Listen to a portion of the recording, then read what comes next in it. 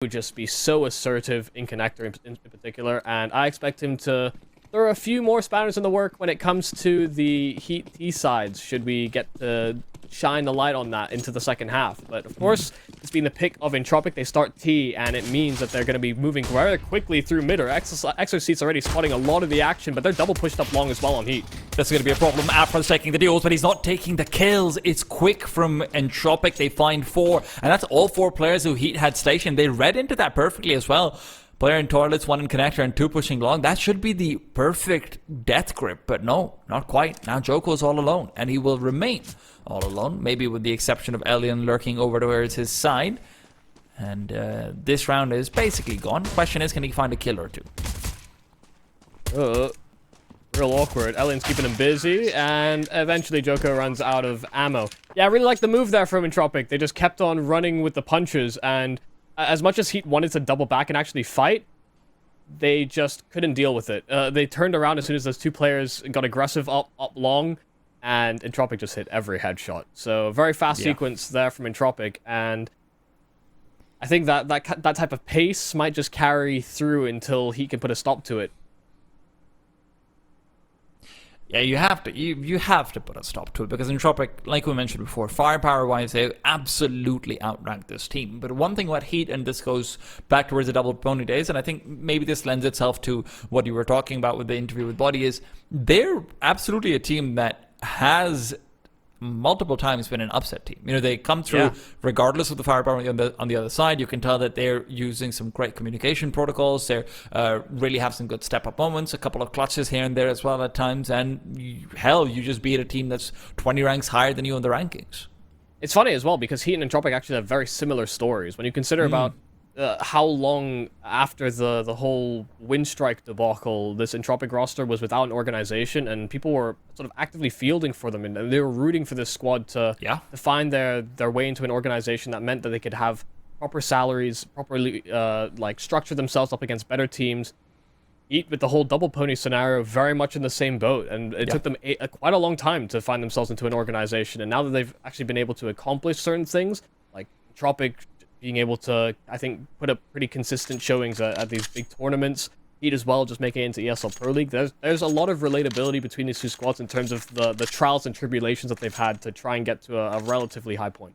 The fact that Entropiq have been able to pick up Mira, I think, is just such a testament to their success, because obviously, you know, we go back to when everyone was rooting for them, etc., etc. It felt a little bit like a modern day Copenhagen Flames story, where everyone's saying, hey, we hope these guys get a better team because they keep overperforming. Obviously, they just didn't have a team. But you didn't expect that even if they get an org, it's going to be one where, you know, someone like Mir ends up. And to anyone who is maybe newer to the game, don't underestimate how high value this player is. He has genuinely been one of the few players outside of Na'Vi that made prodigal rifle status from the CIS, in my opinion. You know, we haven't had as many of those in recent years. Obviously, it's been all about the ops in the CIS region, etc. But Mir was just fantastic individually on the rifle. Yeah, and just even working off that angle of just the reputation of Entropiq being bolstered that much higher. I wouldn't have imagined even someone like Spirit 2.5 years ago, not many people had that much stock in them. It was kind of Na'Vi or bust in terms of the CIS teams. We had like the occasional glimpse past. You know, we had our Hellraisers once upon a time.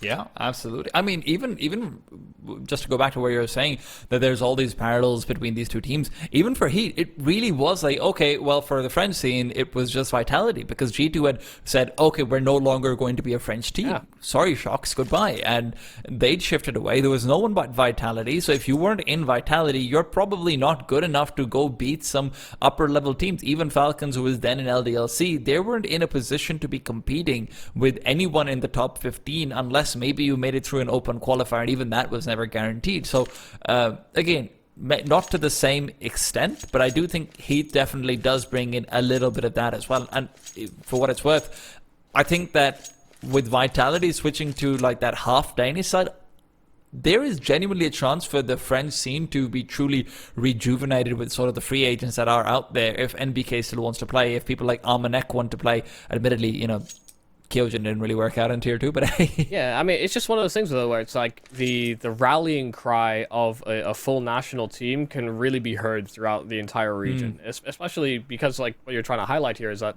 you know, we've got the top French team is in full French, and in the same way that the top quote-unquote UK team isn't all UK.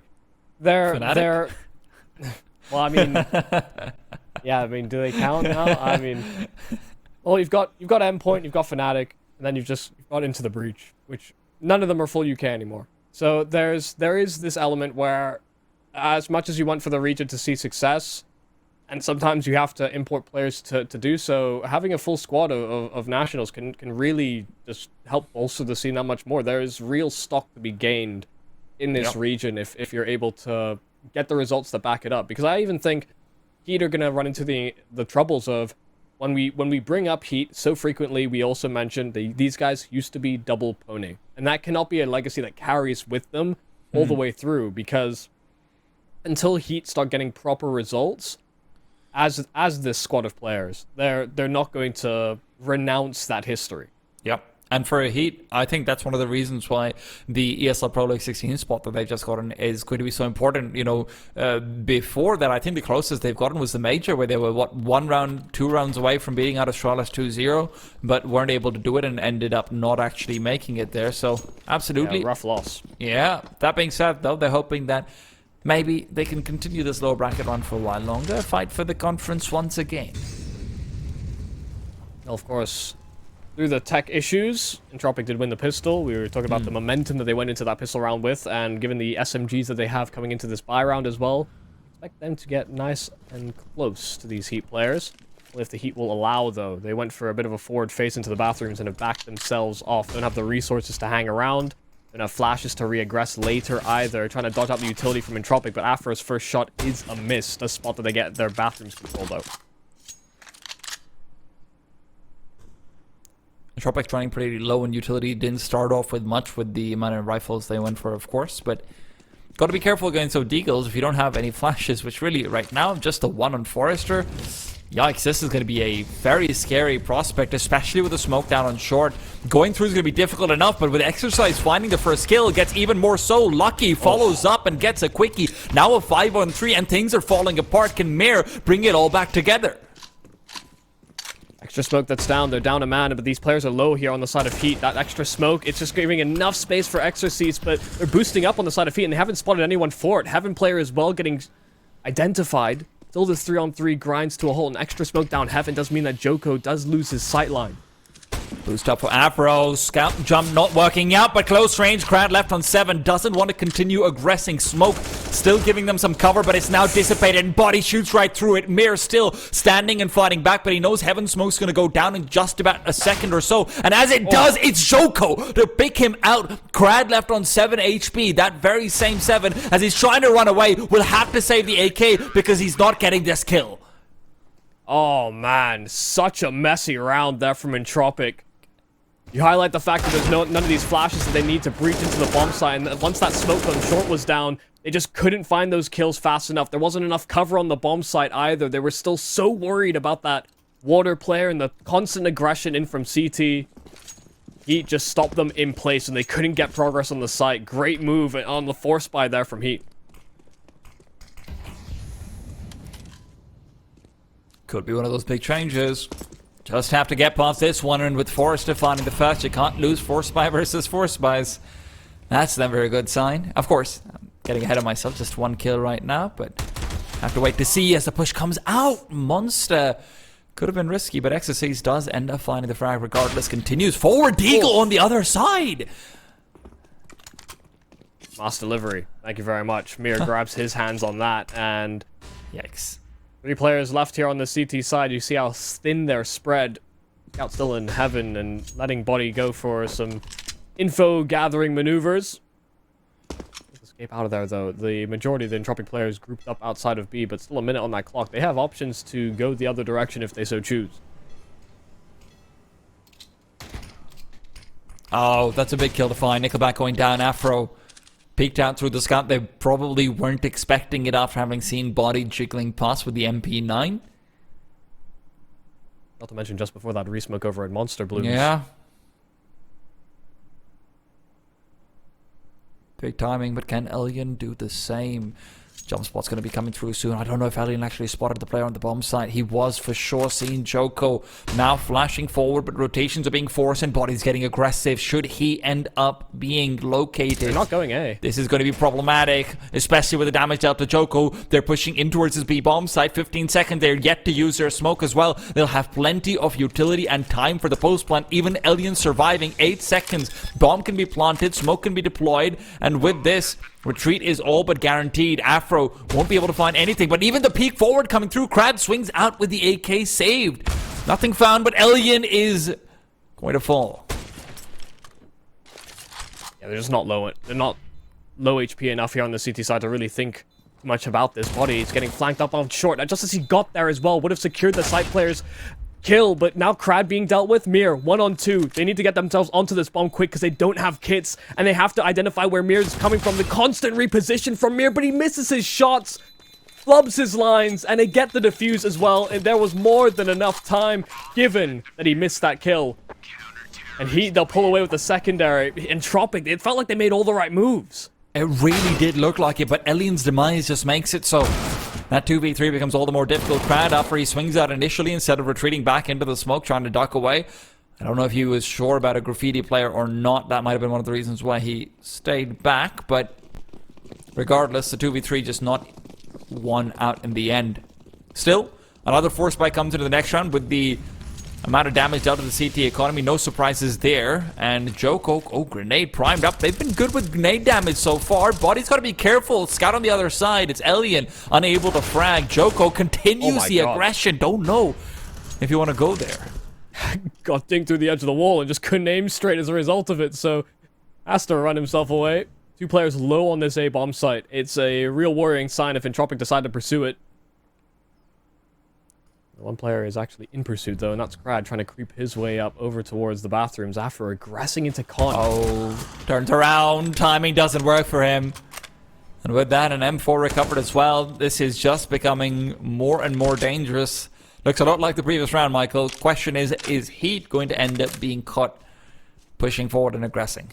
You saw how awkward that was for Afro. They conceded short control on the CT side, so he had to be worried about the condor as well. Awkward. Joko, oh god, he's going in for a little bit of action and some information gathered. Only 1 player spotted, but extra bullets being fired off by, I think, the accompanying Entropiq members does give the game away slightly. Joko's holding up for... Oh, what a peek from Forrester! Demolishes him. Joko's down, and now utility is thrown forward. Body's been mollied out of position, forced back to the corner, and he'll be double swung soon, but good for the first. Can he go for more? Low as he is, not a chance. It's Exorcies who'll have to recover, and he's only good for the 1. Lucky, now left all alone, a 1-on-2 while the bomb's being planted, wants to try and isolate this duel, and he takes the opportunity, but doesn't quite make it. Spots out the hands, and Crad uses that as a distraction, shuts him down. Entropiq get themselves back. Yeah, you might dodge death the first time. Came real close on that B bomb site the round prior, but doesn't quite strike twice. Too many duels, and Entropiq were swarming by the time they got to that A bomb site. Good moves, though. Even just the fact that they were willing to move into the scout, they felt how much damage it was dealt to them by the scouts of HEET. They take scalps with it. Well, another force by HEET going for the triple boost to try and get some short order control, but they made noise while doing it. Forrester was actually holding for that angle. Afro, the meanwhile, has found some damage over towards the bathrooms. Trying to get his hands on the weapon. Around the corner of the smoke, he's made it work again. There goes Crad, and Nickelback now might be the next victim. Peek forward, timing is there, but the aim might not be. Afro's retreat is cut off. And Nickelback's the one to do it. Oh my goodness, you can see how nervous Nickelback is about that fight. Elian was the one that was ultimately set up.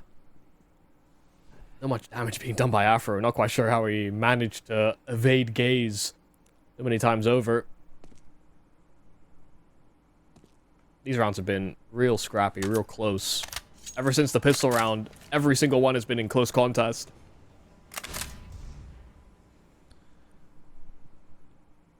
Got a lot of resources here on Entropiq, though. They can throw a full B-side execute. Make sure that Forster doesn't have to clear out every single one of these angles meticulously. But right now, he's just contacting in and hoping that he catches one of these players off guard. It's only lucky here. Got to come up with at least the one. Nickelback's been brought low as well, but Forrester with a kill onto the bomb site, flashbang in. He just needs to keep them locked out. Nearly impossible to double swing him properly through this door, and they'll just be resorting to a save, I believe. Smoke down, that should be the call. Oh, wow. Not even getting spammed through that smoke. But yeah, should be able to escape no problems here for HEET. An amicable end to affairs here for Entropiq. They want a bit of stability here on this T side. I think I highlighted it earlier on as well, the fact that HEET usually have these pretty solid first halves, especially when they start CT. It's usually the T side that lets them down, kind of let their foot off the gas ever so slightly. But if they can't get that momentum rolling early, then Entropiq could have a very firm grasp of this map ahead of them. I think this round's going to be a big question mark for them, whether they choose to force buy around this or not. They do have the option. Deco's dropped over to Joko, of course. I mean, yeah, but also at the same time, after how scrappy these things have been, I wouldn't hate them for it. Plus, I know they don't do it, but I do miss the French force buys. Yeah, when they played against the Falcons, there was a lot of force buy wins. There just were. Regional matchups hit different. Yeah. Forrester hits hard. And he is going to be able to find out the USP play. Of course, not quite the highest value kill, but hey. Didn't keep swinging. He had swung extra long. He might have seen the tower that has been built up. They had set up for the double short play, and even that's read into. Short water control was there, but the boost also deconstructed. Had little to work with here on the side of HEET, so one of their rifles in the best positions possible, and every single time that rifle is traded hands, a headshot has been met by the wielder. No problems here for Entropiq. Just the fact that Forrester is willing to just contact that monster by himself as well. Especially after the rounds you've just had, where hey, you've just been deagle shot down, someone just pushed into you and got 2 kills. Afro did that in the previous one as well. So yeah, it's a scary prospect, but he chooses to go for it anyway.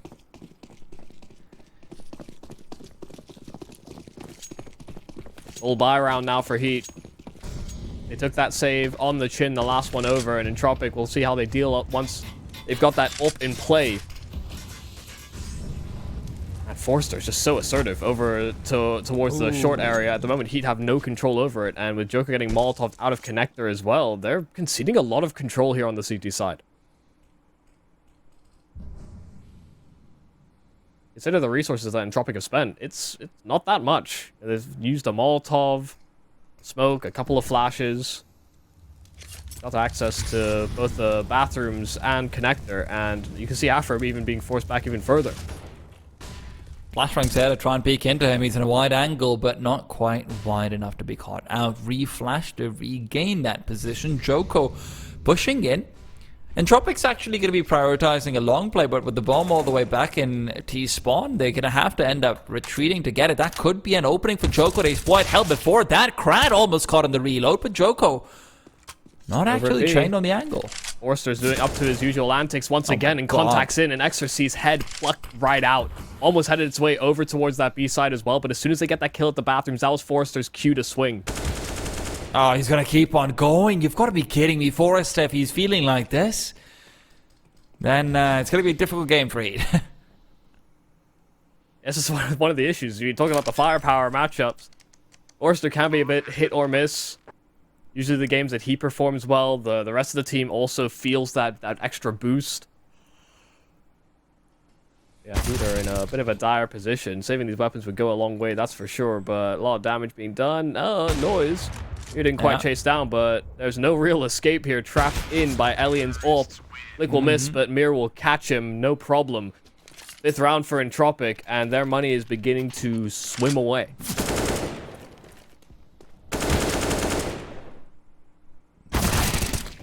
You can't keep letting Forrester get away with it. I just can't believe he's able to contact out so freely in a number of these rounds already. You even saw the early steps he was making towards short. You know, he's trying to get past the smoke, the Molotov. Even that wasn't enough to deter him. It's one of the problems of not having a player dedicated playing pillar or playing wide towards the jail side. It's just a lot more difficult to stop that from happening unless you're using all of your utility consistently towards the B bomb site. Of course, one of the reasons why they're doing that is because of the amount of contact that's made to A, so they want to be ready to rotate faster, especially because how deep those players are. But it's definitely something they've been punished for quite a few times. Usually you want something in response. If you're going to lose control of an area, you want something in response on this map. You know, very similar to how I think a lot of teams play Inferno. You know, you give up Banana, you want some sort of presence in the apartments. Same kind of deal here on Overpass. Map's quite wide, so extra info that you can gather is usually very valuable. We'll stack and con here for HEET, but look how meticulous they're being here on Entropiq. They use 2 Molotovs to help clear this out. A smoke is used by HEET, so they know that there's at least some presence here. And now the late pincers being set up. These players could just end up being caught out in the middle of it. Now, problem is, easy on close range can be really dangerous, and even mid-range. Mirror's found out. Question is, do they know Elian's nearby? Exorcise has got 2 more on top of it all. Here comes the French 4 spies, but Forrester, at least he'll continue. Oh my goodness, Elian just gets a jump scare. Oh my days. It has to be Forrester. With an ace clutch, no less. And with players coming in behind, Body takes a minute to rock out to some tunes, and it's all just a bait. Yeah, he's just going to be able to demolish him. Forrester doesn't check it. Oh, no. He was thinking about it. He was thinking about it, but now Forrester has a chance. Grenade goes in deep. Molotov right on the other side, and now with Forrester having a Molotov deployed as well, he actually has a time. Afro's chosen to do something really interesting, though. He's going to go back towards Connector and try and play from there. He will be able to intercept Forrester. The only question is, does Forrester have his knife out? Yes, he does. Beautifully played from Afro, but you've got to say, Forrester being here hella close to clutching it out. I mean, the fact that that Body is waiting that long as well, just even thinking about going for the more reliable backstab between the shoulder blades. You could tell that that Forrester wasn't even considering the fact that he could be flanked.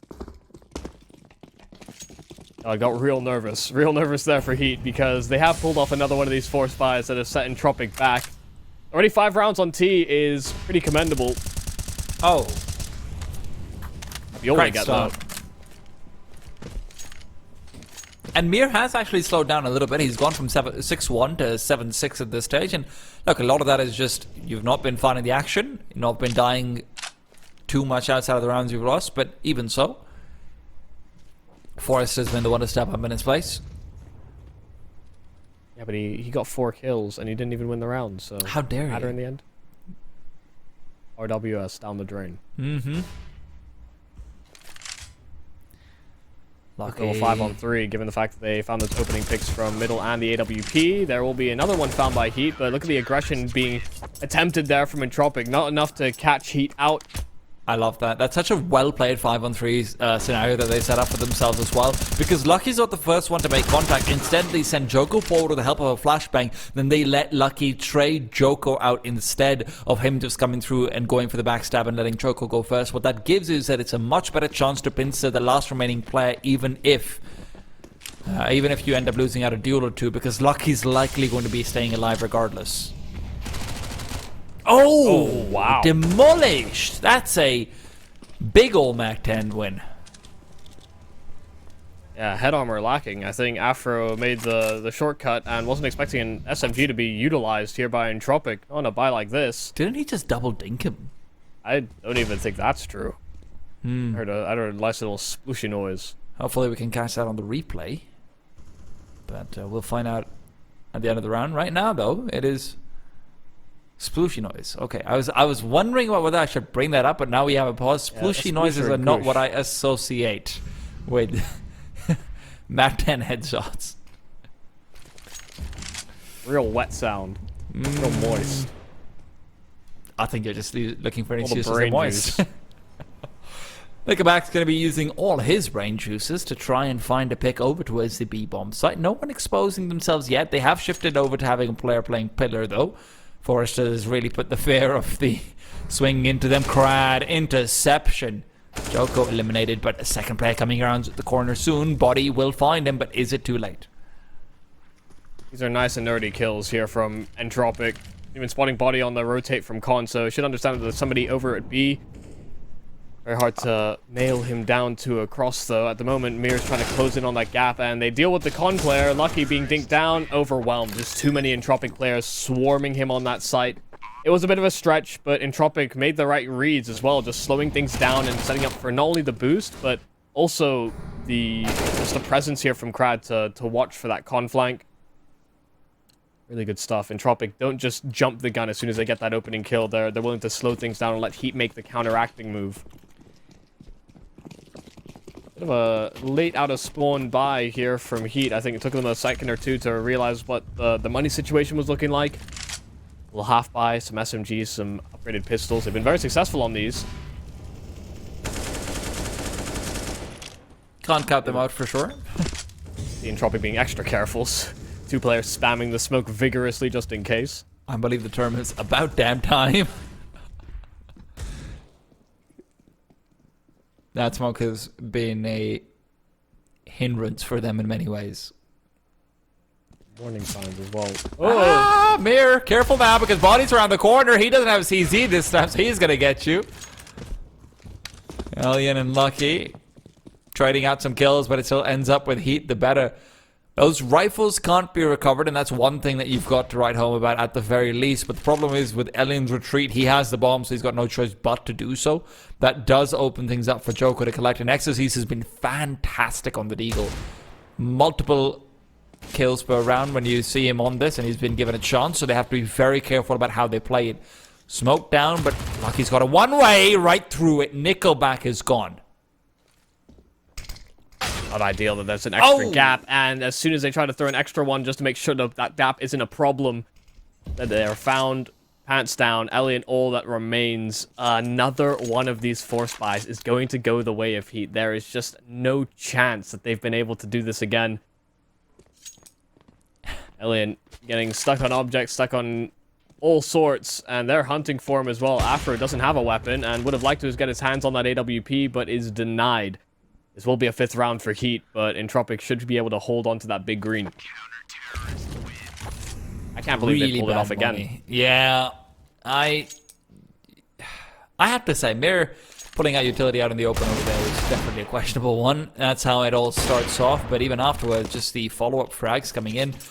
Peeking into short as well, that panic smoke, that one for sure wasn't programmed, because one of the things that you'll remember if you're playing Overpass a lot on the B-bomb side in particular is there's a identical smoke thrown by the CTs on the other side of the pillar, which gives them a one-way, so obviously, you know, it goes both ways.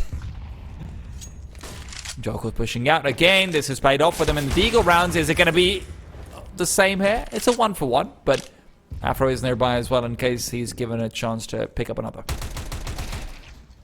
Oh god, a little awkward there for Forrest, who didn't land the immediate headshot, but now Molotov trying to flush him out. Already moved himself to the high ground, but two players aggressing there from HEET does at least whittle down those numbers back into an advantage here for the CTs. Oh, Afro wasn't able to find the kill initially, and he misses the shot immediately after. Nickelback trades out. Body's presence is the only thing that can stop this from being a 2v1 on the bomb site, and there you have it. Swings out early enough, and Krad is eliminated.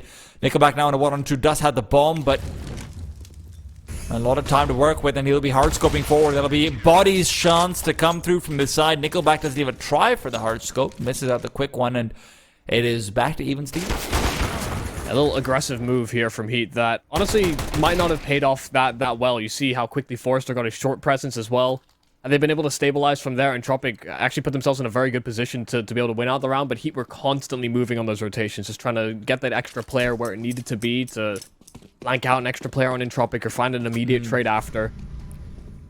You were all over the map to try and deal with that one. As were Entropiq, they had spread out their resources, but now they're pushed down onto just these pistols. Is that HEET need a good CT side, but yes, the first full save I think we've seen from Entropiq. Oh my... No, please. Okay, man.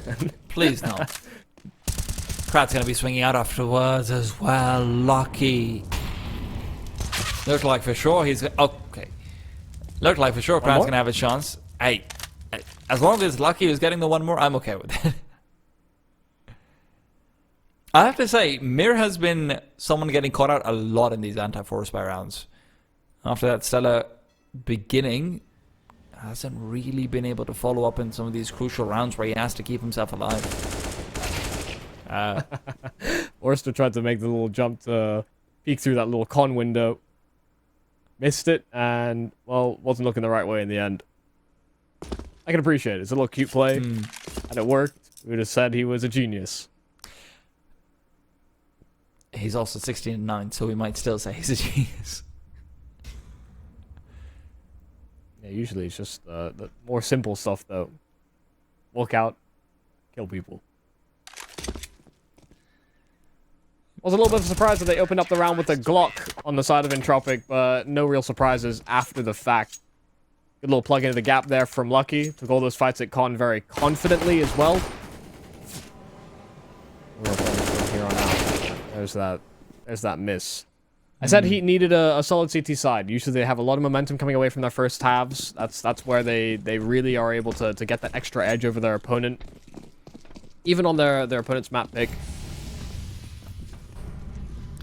The fact that they've been able to find a recovery like this and have so many of these force buys be that extra lifeline has been a massive boon to them. They've also been taking short water and sort of aggressing in Con later into these rounds, I think partially to try and counteract what Forrester's been doing. He's been getting very aggressive. He's been going for some of these awkward timings, trying to contact out very frequently. They dodged those bullets by an inch.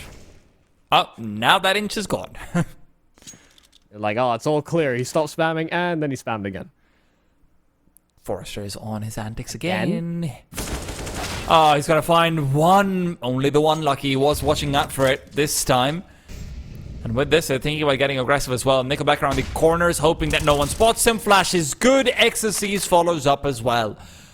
Nicely identifying that Entropiq might have a second player coming in soon after to capitalize on the lack of Forrester and the confidence that it may give the Frenchman.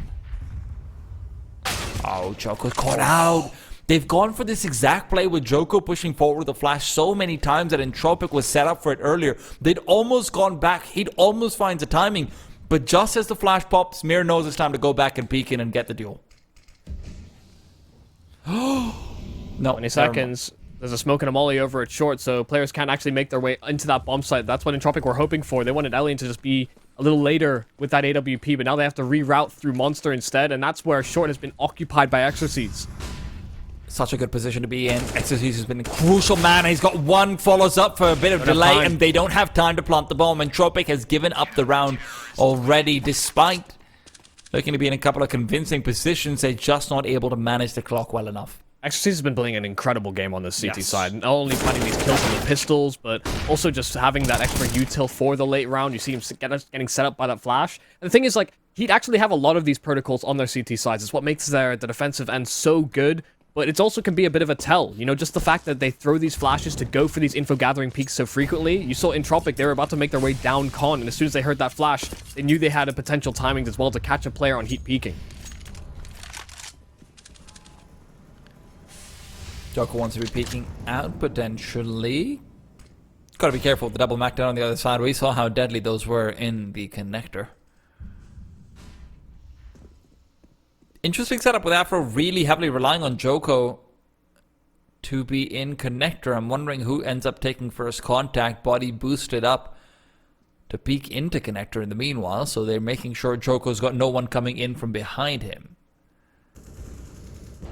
Oh, Joko's been found out, brought down. That opens up an entire avenue. Banana has no one protecting it whatsoever. And Krad now found but not killed. He peeks out, almost finding the frag, and it's Forrester to follow up. He's going for more, but he's dropped the control on the outside of Monster in the meanwhile. Afro, good for the frag, and the bomb is nowhere to be seen for Entropiq. That's miles away. Afro even getting the second kill as well. Elian, a 1-on-3. I feel like we've seen many of these. 1vx's for Elian have been a dime a dozen here on this T side, and that's just all part and parcel with how Entropiq have been playing it. Heat will be able to close things out at the half, a 9-6. It felt like Entropiq really had the momentum that they needed to get things off the ground there on that T side, but then all of these force buy wins, suddenly Heat were right back in it. And within the middle of the half, you have to say, so many of those rounds delivered to them, even in the full buys, were Forrester walking out, Forrester finding a timing, things like that working out for them. It was a lot less, okay, this is structured, methodical play, we're going to take over a bomb site. Very often when it got into late round situations, actually was a lot more scrappy than I had expected it to be. So the fact that it's an 8-7, it could very well have gone many more rounds in the favor of Heat had Forrester not come and saved the day so many times just by getting some, multi-kill entries. Yeah, it was a bit surprising that we didn't see more of these sort of like executes, I suppose, coming out from Entropiq. But predominantly they were just spreading out on these aggro defaults, and very frequently they didn't actually have like spacing as well to trade. Even on some of the more aggro moves the Heat were doing on their CT side, we saw just how quickly it broke apart as soon as they deal with the Fountain player. There's just this massive separation between these T-side players. They can't link up. They can't punish the aggression from Heat. So I think it's good recognition from Heat to identify that as well. But it's a bit of a shame as well that we didn't see Entropiq go into that extra gear as well and just find a bit more consistency, spacing themselves a bit more efficiently. But I mean, maybe that's even just some of the growing pains of adding a new player and just trying to leverage the fact that, hey, we'll give Forrester a bit more freedom on some areas, we'll give Mir some extra freedom as well. That's actually exactly what I want to transition into, because for Entropiq, I mentioned this in the broadcast as well, a lot of the times it was Mir being exploited within those mid-round situations. Towards the beginning of things, he was very, very strong, even against Force Spies when they were actually going for that execute style of play a little bit more so onto the B-bomb side. He was staying alive, he's playing on utility, he's playing incredibly effectively, almost clutching things out, but a lot less so when it came to these default spreads. So I do think you're right about that integration, but I do want to quickly shine some spotlight onto Xerxes as well. He's been playing fantastically so far, and I'm slightly concerned about how well that transitions towards that T side, because so many of his skills have been on the basis of, okay, I found this timing, I'm going to play around the pillar in this way, maybe I'm playing from backwater with the deagle, I'm just going to get 2 pew pew, but I'm wondering whether that success also comes from the T side. Yeah, that's just something I think you have to look at players like Afro and Lucky, I think, to really enable. I think even Joko as well has some pretty solid T-side rounds. I think in general we should actually see weirdly more structure from Heat's CT side, or from Heat's T side. I feel like they're a little bit more execute-centric compared to what we saw there from Entropiq. Again, some of that is due to the recent roster moves, so there's nothing to sort of knock down on what Entropiq have to offer. We know that they have the firepower to back it up, and at the moment, especially if they were able to maintain their current heading going into the start of that half, they would have definitely come away with probably this same result, but for them on the T side, right? So just a few of those bumps in the road, there's certainly still opportunities, but Heat, I think, have really surprised just the fact that they've been able to rebound so heavily, and I think very clearly knock down the confidence of some of these Entropiq players. Because I think even after those first 5 rounds, we saw some of the aim get real shaky from players like Nickelback and Elian, missing some of these quick flicks that I think we've come to know and respect these players for, just having like steady hands. These chaotic moments don't favor them. Absolutely not, especially when you consider that, Elian is very often being pushed into, and on the T side of Overpass, a lot of the criticism of having the op is, hey, you can't really do too much, you're not going to be entering in, at best, maybe you'll be good at watching an angle while someone's doing something else. If the CTs are very often aggressing into you early round, the T side op is not a bad weapon. It is probably the best weapon you can have, because of the avenues of aggression from CTs can be covered a little bit more easily with that. We didn't see that from Elian. And this is where, normally the angle that you come in with is, hey, he's going to be fine on CT side. And he might well be. But the pressure on him is not one of saying, hey, whatever, man, it's T side opping and Overpass. The style that Heat was playing on those 4 spy rounds could and should have been counteracted to a large extent by Elian. Yeah, it's supposed to be punishment play and being able to being in the right spot to deal with that. But yeah, not exactly finding the most success. Too many 1vx's. I mean, you can't even really fault him for how any of those play out, because usually his 4 other teammates had tried their hand at it first. True. I mean, is it really my fault if I can't open the jar if no one else could either? That's always the question. Well, when you loosen the jar for me, how dare you? I go to the gym, I work out. Do you? Because I don't. No, I do. Okay, excellent. I'm glad. You would have made me feel a little bit more inadequate. Michael, I'm glad I felt like I just had to say something, We got a player like Exercise in the server. Some people say exercise, and it's always a reminder. For any of those of you watching, have you gone for a run today? Have you done some push-ups? Why? I was always watching. Look, we haven't commentated together in a couple of weeks, and I have to come back and be mean to me from the start. What is wrong with you? It's never too late for your 10 a day. I do have 10 a day. 10 sodas. And what? Well, enough about unhealthy lifestyles. Let's talk a little bit more about healthy games. I was actually trying to remember this, Michael, before the game. A lot of people forget this / don't know this because obviously CS is just such a old or historied game now. Lucky was on G2 for the longest time of his big debut into Pro CS, and he was always between him and Jax, those two were considered just hey, these guys are probably going to be bad players who G2 is just cynically picking up. But then turned out Malik had personally scouted them. Lucky was really good, so was Jax, but obviously he's the one that comparatively fewer people remember, and I've always been excited about him whenever he gets to have a chance to play up at that tier 1 level. Yeah, I mean, Body as well, right? Had his G2 stint. Yeah, exactly. And when it came to the fielding of new players into Vitality, the conversation bringing in players like Masuda and even Kyojin and Navera is that there's not enough talent in the French scene.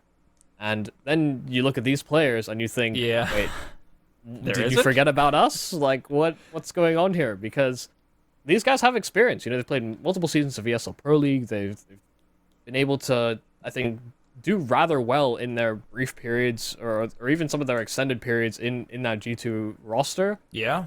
And yet they were overlooked. The Falcons guys, same story. Some of those guys have been around the circuit for such a long time. Like, man, the fact that Kyojin was given a chance instead of someone like, Bython or hell, Kio's. I know Kio's didn't do too well right now, but back in the day when Kyojin was given a shot, I just always felt like it was criminal.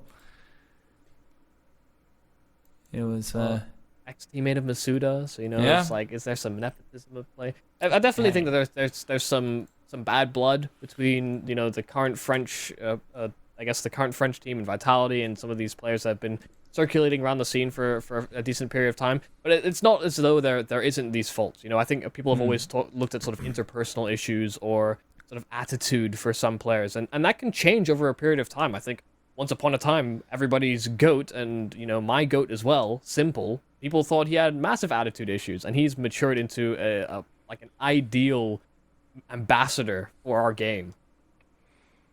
So I'd like to think the old Simple still lives on in him somewhere inside. Oh no, there probably is a part of him. And Hyde stuff. Yeah, there's probably a part of him that's that there's still bad cop in him, but I think he's good cop most of the time. Most of the time, that is true. I was actually also just reminiscing. Body, of course, to anyone. Again, it just feels weird to me that people wouldn't know this, but obviously this was 5 years ago. Body was part of 2 S-tier tournament wins from G2. It was the ESL Pro League Season 5. And we're going into 16 on the 31st of August. Can you believe it? And then, of course, DreamHack Masters Malmo 2017 were the 2 events that they did end up winning out. Those were some good times, man. I honestly thought Body was going to be one of the next big ones. And now that he's here, in-game leading this team, I've been nothing but impressed by what he's brought to the table, especially considering he was never really considered one of those cerebral players. That team actually had the issue of, well, guess Shox is in-game leading now. Yeah, there are many iterations of French squads that just didn't work out towards the top end. Yeah, it did hold on to some legacy, I think it's fair to say. Mm-hmm. I mean, Body even had spots and things named after him, especially when they removed Cash. I feel like that was Body's final exit, Everyone remembers the Body bangs through mid on Cash. I was thinking more MBK when you said Cash, to be honest, but yeah. Oh, no, yeah, no, he has a great spot as well. Yeah, Body bangs are different, everyone's like, how did he figure it out? Yeah. It's like the timing. just the timing, actually. It is so consistently. It was pretty insane, actually. Did break the map completely. This has made it impossible for the CTs to do anything. But they just have to delay going out. Or crouch out and just crab walk forward. The crouching one was way too funny. Oh, man. It is always very interesting to see which players end up becoming in-game leaders in the future. It's just so unpredictable to me. The fact that Body is here as an in-game leader, the fact that if you go back maybe 6, 7, okay, maybe not in 6, maybe closer to 8 years, if you told anyone Carrigan's going to be one of the best in-game leaders in the world, that guy was not starting off as an IGL captain material. He was very much like a second star slash third star player, and wasn't necessarily seen as the nerdiest person from what I've heard. Of course, I wasn't around back then. It's just stories. Yeah, I mean, he was always the first one to get a girlfriend and all that. Indeed. But even just sticking with the French scene, I don't think many people expected Apex to make that transition as well. Yeah. From in-game leader, I think a lot of people, just outside hadn't really heard or seen too many interviews with Apex. You'd always seen that he was a very passionate guy. And usually when people think in-game leader, it's like very, very cool, calm, collected. But Pronax existence, yeah. Yeah. Man.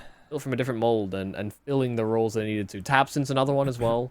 Oh man, when Tabson transitioned to being the IGL, I remember the entire narrative, because this was obviously also the time of tyrannical star player IGLs, in all fairness, where it was like suddenly taking over you the have ship. Nico as the IGL, suddenly you have Shox as IGL, everything, and then the entire narrative, everyone was like, well, Tabson's just kid God B, man. This guy just doesn't have respect for his elders, and he's not going to be a good in-game leader. He's going to suck at it. He's just not going to be good. And then, as it turns out, we were all wrong, and Tabson was the exception to the rule. Yeah, he was like the most giving in-game leader of any of the star players that made the transition, I suppose.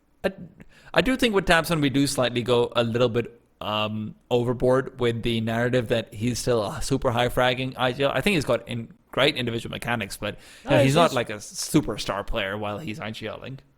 Yeah, he's I don't know. We like to romanticize. Fragging in-game leaders are very far and few between. So. You know what's weird? That sign, the previous one, I don't know if we can actually go back to that, Kai. The previous sign that we had, oh, thank you, Kai. The previous sign that we had over there, it shows a kid playing, it shows a kid playing football or soccer for Americans, but there's nowhere to play football.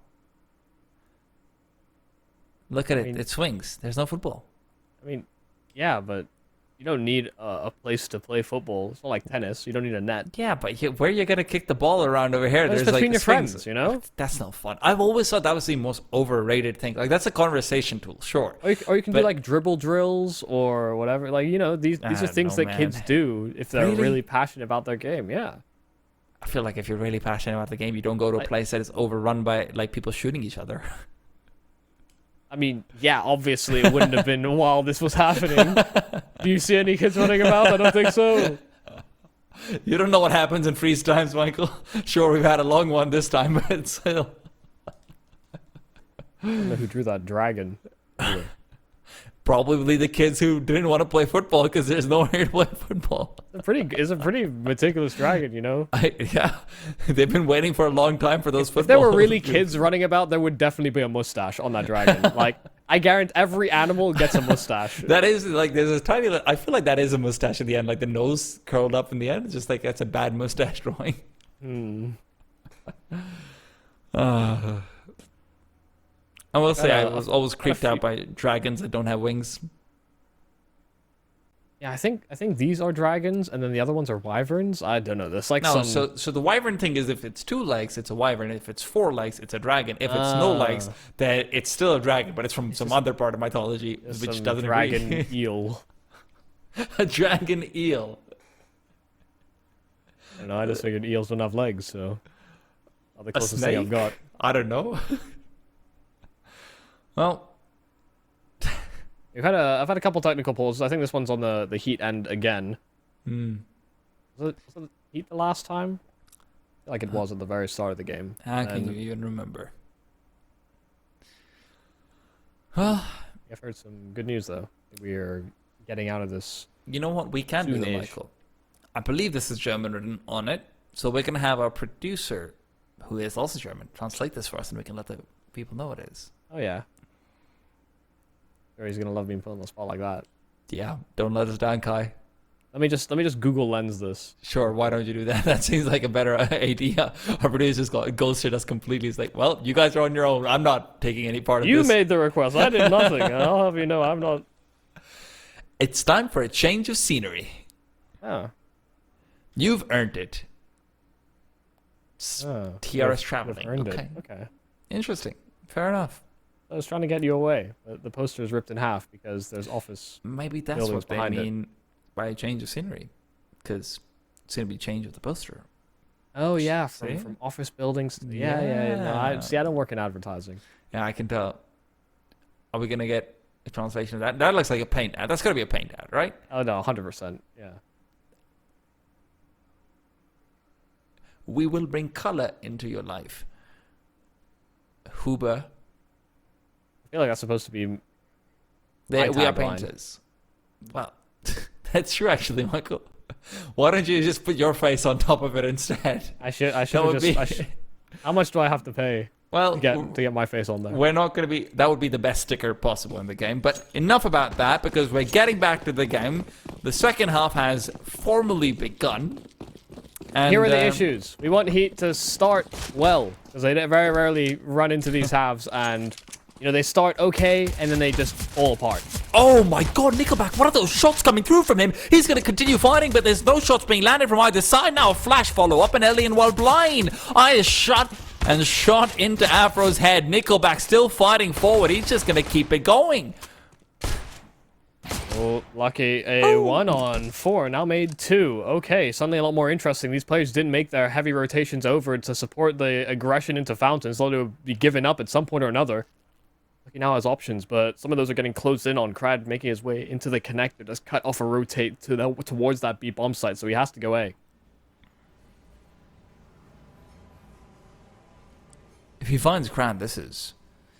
I mean, he could even go back and look for Forrester in this position. He's expecting it, even nearly gets a pre-fire by Forrester, just covering for the push, and Lucky will fall. That could very well have been Lucky just bringing it all back, but Nickelback, what a couple of shots to start things off. Yeah, it looked a little bit flurried there. Just rattled off a couple of shots of these players that are rounding the corner and just lands each of them instantly. And then we ended up in this awkward fight where Heat weren't landing their headshots and Entropiq weren't landing their headshots. There were flashes thrown, so all very disruptive. Entropiq get their hands on the pistol, both CT sides winning their respective pistols. Oh, good flashes. Or actually, no, Entropiq winning both their pistols, sorry. Yes. Good flashes, and Mir does end up finding the kills, but quickly traded out. Won't really matter because you've still got more MP9 kills coming through. So spread the money, spread the love, and spread the bodies of Heat across the map. Yeah, grab some guns as well while you're at it. There is an AK in Lucky's hands as well, so an upgrade would certainly go a long way for Entropiq. As a bonus. Afro's keeping an eye out. Flashbang over there. Won't be catching Afro, so suddenly back to a 2-on-3. Lucky.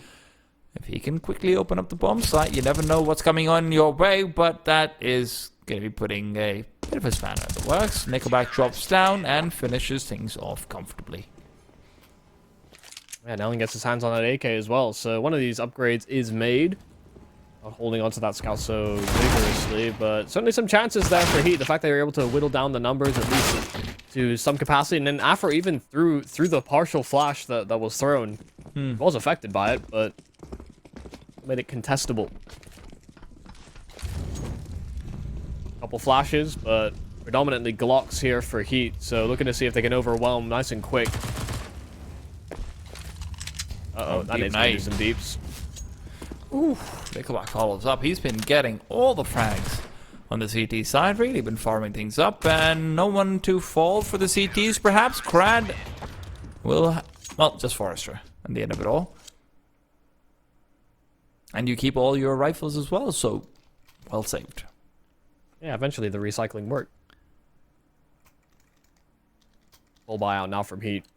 This is where things can get a little bit more interesting. Do you think Heat sometimes let themselves down a little bit on these T sides? Losing to rounds that they shouldn't have, but it's not as though they haven't been able to punish Entropiq for exactly the same thing. We looked at that first half, we saw the force buy wins that Heat were able to get under their belt. Oh, good double nade in at the start of this round, and Heat trying to be aggressive nice and early in towards fountains and the playgrounds. But you could see Entropiq throwing these nades, falling back as well, trying to get some distances. They realize just how many players are there for the Heat.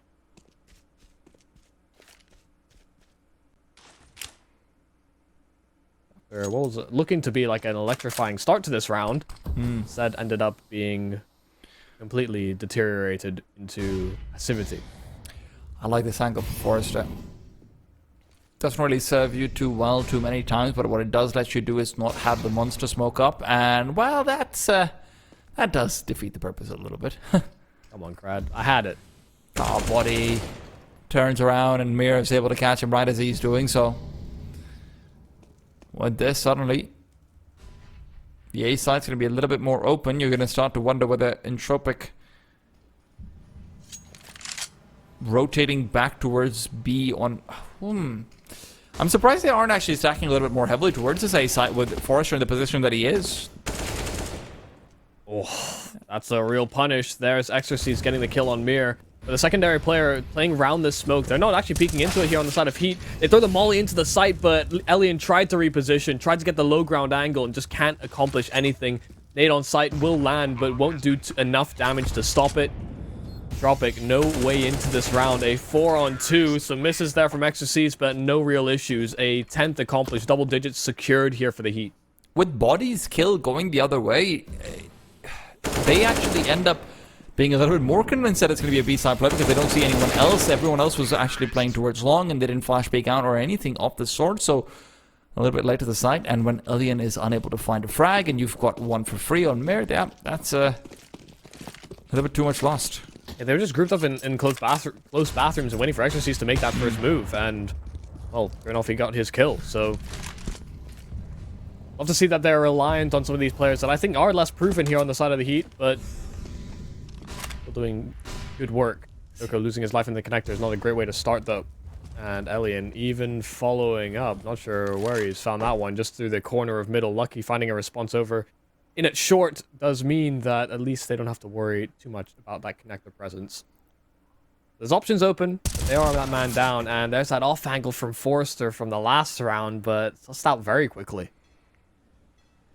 Elian's taking this chance to actually push forward, but Afro could end up stabbing him in the back should he want to foray onto the A side itself. There's plenty of time, so the CTs will feel pressured to try and go for information at one point or the other, but with the deep smoke down, oh, Crad just pushes through it. They weren't expecting him to already be there, and the spam's not good enough. Lucky cannot find him through the smoke and now has to retreat before the spam instead comes for him. Look at Elian's position. He can cut off the bomb, but he has no idea where Afro is located. The fact that Afro has gotten all this space over towards A, and he has the potential to flank over at B as well. If Lucky reroutes and they try and exploit this heaven angle, then things get a whole lot more interesting. Only question for me is Lucky going to walk all the way? Because if Elian hears him for even a second, this round is lost. Oh, Lucky's gone full thunder footing forward, but he misses the shot on Elian. Elian no longer has opportunity to re-peek back over. He's too low. Now going to be washed over. Smoke and Molotov both at his feet. They can go forward and plant the bomb. He's been burnt as well. 8 HP in 8 seconds. Krat is down. Rotation from Bank is going to be located. Nickelback unable to get the frag, and Afro's lurk has given them everything. Elian is kicking himself right now. Yeah, that one missed shot defines the round. He gets that kill. There's no shot that Afro has enough time to get over towards long as well as get a firm, at least firm access to that A bomb site to secure a plant and play that post plan outwards. Time was running low, and Elian had every possible way of closing this round out. Man, what a move from Afro as well. You saw how confused they were on the Entropiq side, just not expecting the aggressive control that the Heat players had. Devastating. You're really seeing Entropiq... Sorry. What can you do? You already got only get so far. You're really seeing Entropiq struggling a little bit to read the positions of these players. So that's 2 rounds in a row where they've been able to find an advantageous play, but after that, just not able to follow up with it. This time it's Krat who finds a kill and backs off, turns it into 3v2, but they, as a result of that, misread the map entirely. And I have to give a lot of credit to HEET as well. Their players are finding these openings, creating these gaps, but I have to wonder. Entropiq. Have Elian flashed off. He's the only one with a weapon. Or armor.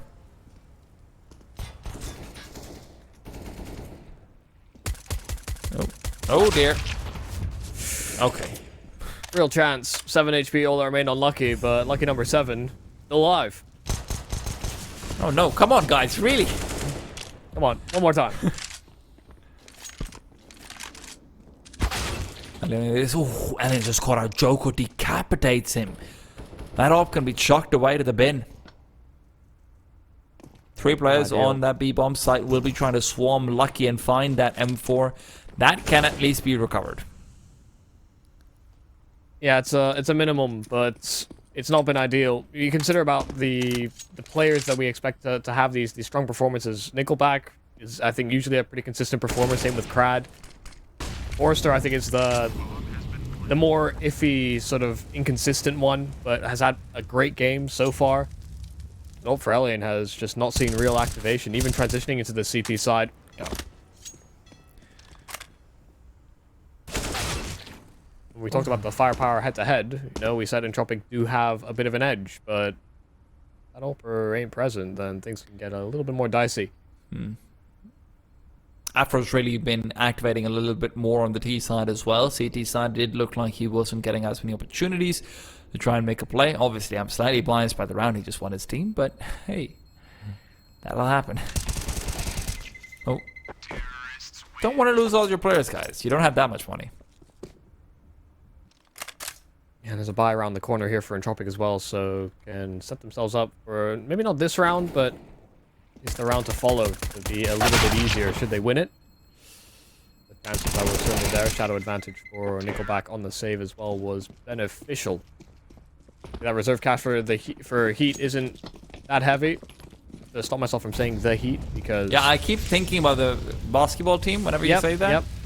Yep. That's probably where I'm falling into the trap. You'd have to set some traps up with themselves because right now Entropiq haven't found too much success coming into this CT side.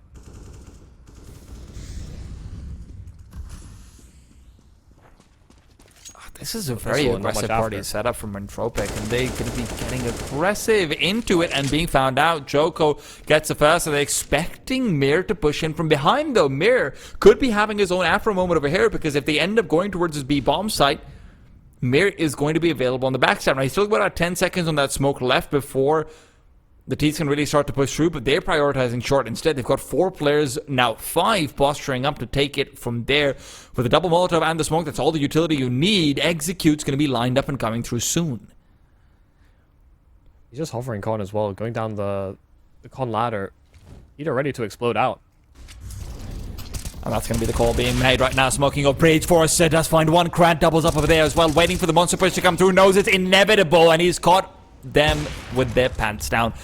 Afro all alone. A 1-on-3 to start things off. The first is a freebie. The next 2, maybe a little bit less so. And that gap in the smoke is just everything. They cannot focus on the angles. Hell, even if they'd been able to smoke it off, it was still a difficult cross, but a rough one for sure. Yeah, this round started out poorly as well. You can see the timing just not being there for Entropiq. They get to this mid-fight late. I think Ellie and Amir maybe having a bit of a miscommunication about what they wanted to do in the round. Amir getting so much more progress out, and Ellie trying to support a little later. With con being open, Heat felt like they had all the advantages, but all that info being gathered by Amir felt like it made a big difference. And the pistols now are Heat.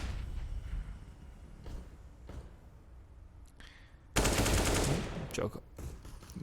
Had a few rounds where they wanted on just these on their CT side, but moving into the fights on T, a little bit more difficult. Undoubtedly so. Every player kept alive as well for Entropiq. Good confidence and economy booster. Is this stability? Have we achieved that yet? I wasn't going to use the word. It has been, I think, notably less scrappy compared to the opening of that first half. But more of these gun rounds could still reveal something of that nature. Still yet to see. We saw as well the ability for Heat to take space on one of their previous gun rounds. That was the one in which we, started highlighting Afro. Monster Michael going to hold you off because Forrester is going to be holding Lucky down to the ground and pushing him in there. They do try and reclaim some ground themselves with Body getting aggressive. He is caught out and brought down by Elian though, and suddenly a 5-on-3 found. This is after the sort of fountain peaks from Entropiq got forced off by utilities, so good counteractive play here by Entropiq, but still finding kills right back are Heat. Oh god, Elian as well, missing out on opportunities, getting forced off by the molly, trying to keep that man advantage for now. After found, and that man advantage now extended. He's just gonna walk through the smoke. Oh, catches Alien repositioning. Didn't want that smoke to obscure him, but then almost missed the timing. Almost punished for it as well, sitting inside another smoke. No flashes Could to just force him sitting off. on top of him. If Joker wants to chuck a Molotov out, that is the only way you're getting past Alien without him getting at least one kill in this circumstance. He's had quite a few misses, I won't lie about that one, but now with the volley down, vision obscured as well. Maybe that's the call for them to start planting the bomb. There's no one nearby enough to actually deny it, so they will be playing out the post plan. No one from connector either. So all the angles pretty predictable. Joko getting aggressive to try and deny info and deny aggression. Get a quick kill, unable to do so. Exercise left all alone. Good for the first two. This is big. Could be a setup for 4. And now that he's swinging out wide, knows there's a player nearby, spots him out near garbage, and now focuses on to the long one instead. Needs to peek out before the double swing is there, and Nickelback will secure with some good old 3, 2, 1, go. Oh man, those shots from Exorcist were so on point as well. You could tell as well, if Entropiq decided to keep on fighting, it almost felt like he was just so dialed in for those duels. But this was the aggression from Entropiq that started off the round. The fact that they got aggressive through that B monster tunnel. That's one of the few times where Heat haven't had that extra player there. They're committed to forcing them off of fountains in the playground that Heat had to run limited resources.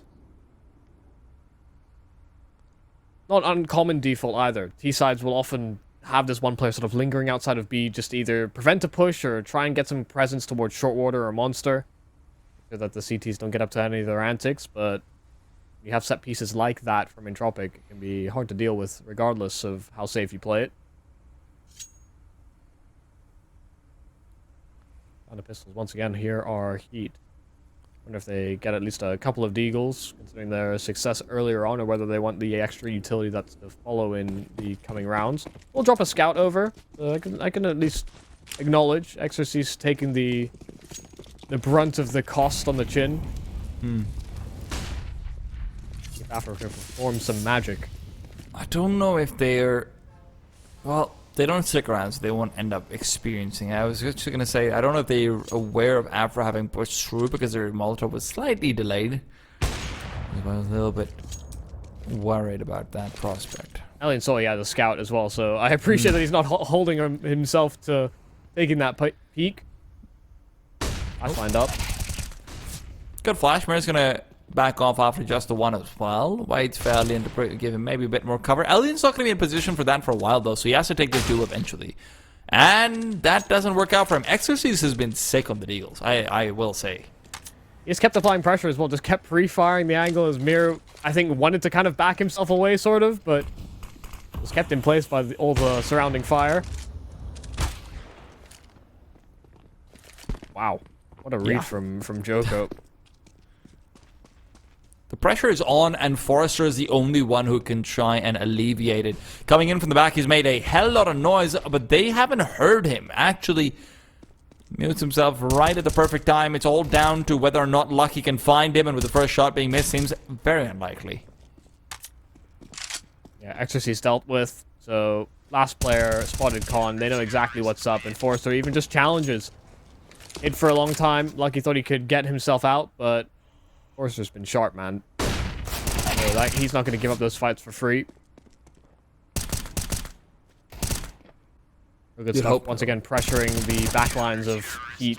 This is they kind of set themselves up for anything. It's not a round that they had invested heavily into. You know, they didn't have all the protocol utility to stop some of those plays like it, but even just against the pistols, the fact that Entropiq are confident enough to do that, considering the falterings that they had earlier in the game, good to see.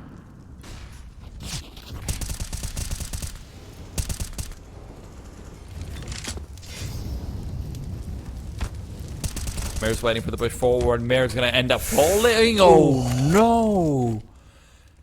How does he stay alive there? Too damn close. Oh, damage right back. You don't want to spray into him. Forrester, punished for it.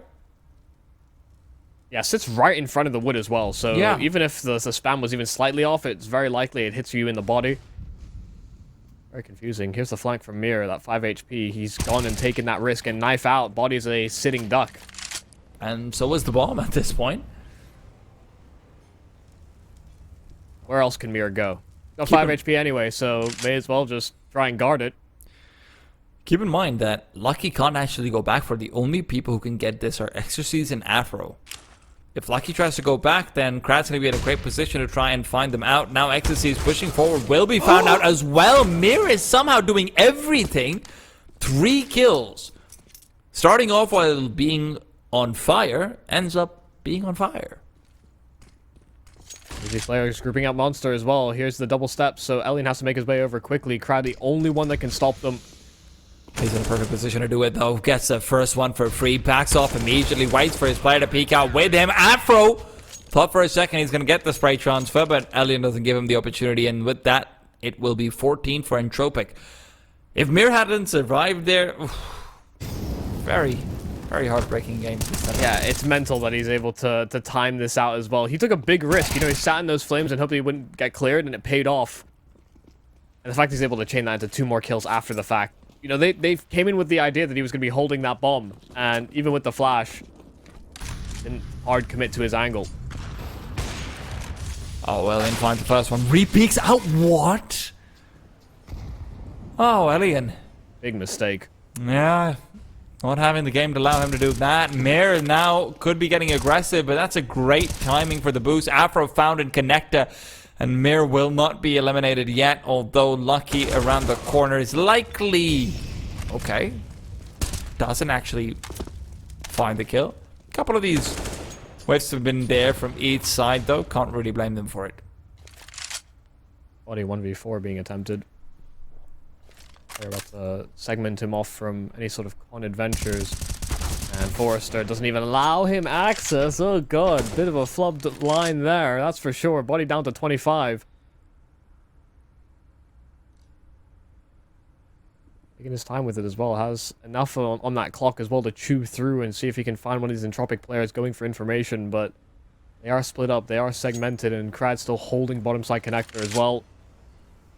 Body never stood a chance.